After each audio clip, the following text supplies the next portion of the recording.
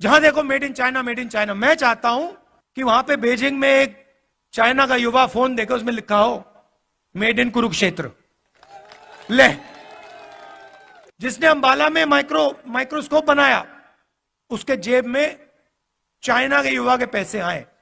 ये चाहता हूं मैं। सुबह सुबह क्या हुआ, 6 बजे हम निकलते हैं। सुबह सुबह 3 गरीब बच्चे मेरे पास आ गए, फटी हुई शर्ट थी। और जब मैंने उनको ऐसे पकड़ा, हाथ लगाया फोटो के लिए, फोटो लेना चाहते थे, एक इस साइड और एक साइड लड़कियां थी, एक इस साइड एक इस साइड। जैसे मैंने उनको पकड़ा, वो कांप रही थी, ठंड से कांप रही थी। और फिर मैंने देखा पतली सी शर्ट थी। उस दिन मैंने निर्णय ले लिया कि जब तक मैं नहीं कांपूंगा, मैं टी शर्ट पहनूंगा।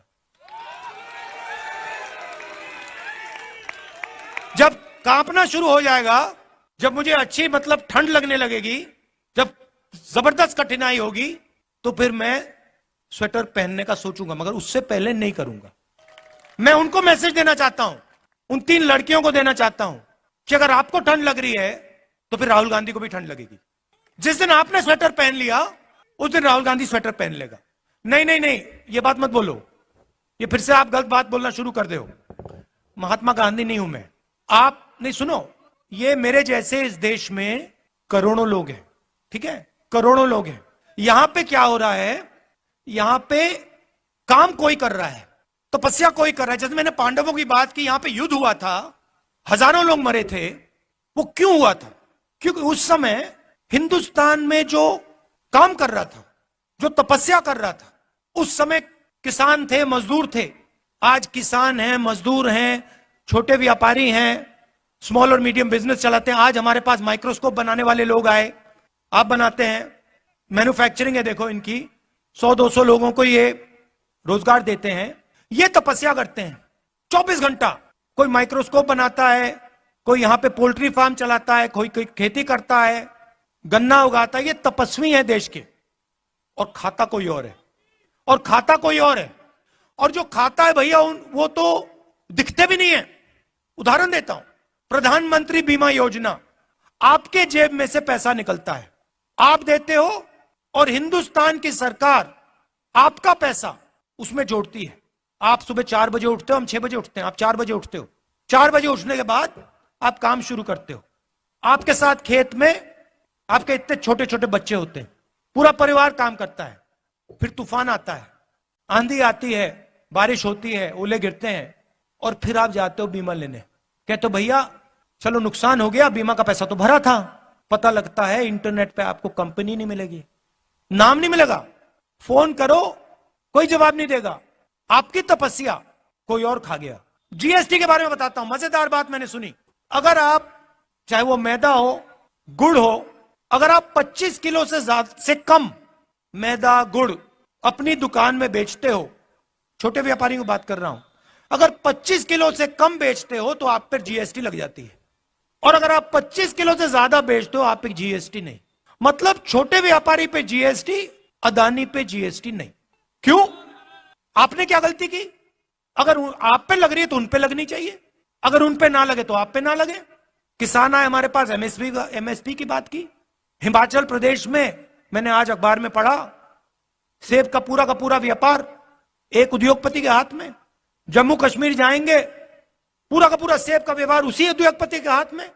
नहीं हुए भैया, क्योंकि शहीद जो होता है उसको शहीद का दर्जा मिलता है। पार्लियामेंट हाउस में मैंने बात उठाई, कांग्रेस पार्टी ने बात उठाई कि भैया ये 700 लोग शहीद हुए हैं, इनका नाम तो ले लीजिए पार्लियामेंट हाउस में, शहीद का दर्जा तो दे दीजिए। प्रधानमंत्री कहते कोई शहीद नहीं हुआ, हमने मौन करा दिया। वहां पे मैं खड़ा हो गया, मैंने कहा भैया हम तो मौन करेंगे। स्पीकर गुस्सा हो गया मुझसे, कहते देखिए पार्लियामेंट हाउस में जो 700 किसान शहीद हुए हैं उनके लिए 2 मिनट मौन नहीं रखा जा सकता है। हम जानते हैं कि शहीद हुए, उनके परिवार जानते हैं कि शहीद हुए, हिंदुस्तान की सरकार नहीं जानती, उनके लिए नहीं शहीद हुए। मगर वैसे मैं उनकी बुराई इतना नहीं करना चाहता, वो करने जो कर रहे हैं करने दो उनको। मैं क्या चाहता हूं कि जो तपस्वी है, चाहे वो किसान हो, मजदूर हो, छोटा व्यापारी हो, जो वो तपस्या करे। गीता में लिखा है, क्या लिखा है गीता में तपस्या के बारे में? बताइए भैया, आपसे लहराने। तपस्या करो और फल मत देखो, मगर गीता में यह नहीं लिखा है कि तपस्या करो और फल नहीं मिलेगा। तो गीता में लिखा है तपस्या करो, और यह देश तपस्या कर रहा है, और इस देश की सरकार को उस तपस्वी की मदद करनी चाहिए, उस तपस्वी की रक्षा करनी चाहिए। ऐसा हिंदुस्तान में देखना चाहता हूं। यात्रा का यही लक्ष्य है। यात्रा का लक्ष्य यह है, यात्रा देश को यह बता रही है कि आपकी तपस्या जाया नहीं जानी चाहिए। मैं जानता हूं कि जिस दिन हिंदुस्तान के किसान, मजदूर, छोटे व्यापारी, इनको इनकी तपस्या का फल मिल जाएगा, उस दिन इस देश के सामने कोई देश नहीं खड़ा हो सकता है। ये आप अपने मोबाइल फोन के पीछे देखो, इसमें लिखा मेड इन चाइना। पुलिस वालों के जूतों के नीचे लिखा होगा मेड इन चाइना, शर्ट के पीछे मेड इन चाइना, माइक्रोफोन के नीचे मेड इन चाइना। तंग आ गया हूं मैं मेड इन चाइना से। जहां देखो made in China, made in China. मैं चाहता हूं कि वहां पे बीजिंग में एक चाइना का युवा फोन देखे, उसमें लिखा हो मेड इन कुरुक्षेत्र।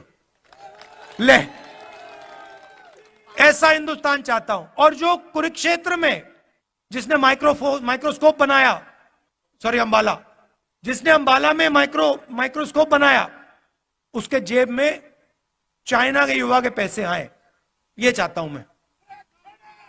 तो मगर सबसे पहला कदम डर और नफरत को मिटाने का है। देखिए, हरियाणा में युद्ध हुआ था, पांडवों ने डर और नफरत को मिटाने का काम किया था। जैसे मैंने कहा, नफरत के बाजार में मोहब्बत की दुकान खोली थी। और ये मैं नहीं कह रहा हूं, ये मत सोचिए कि मेरा नारा है। मेरा नारा नहीं, उनका नारा है। ये पांडवों का नारा है, ये पांडवों का नारा है, ये भगवान राम का नारा है, ये इस देश का नारा है। और हजारों सालों से यह नारा चल रहा है। ये कुछ नया काम नहीं किया मैंने। आखिरी बात कहना चाहता हूं, और ये आपको मालूम होनी चाहिए। देखिए, जब भी मैं चल रहा हूं, जहां भी मैं जाता हूं, राजस्थान में जय सिया राम, जय सिया राम। अच्छा, ये आरएसएस वाले हर हर महादेव तो कभी नहीं कहते। अब देखो, नोट करो, कभी नहीं कहते। ये क्यों नहीं कहते? नहीं, मैंने सोचा इसके बारे में, क्यों नहीं कहते हर हर महादेव, क्यों नहीं कहते?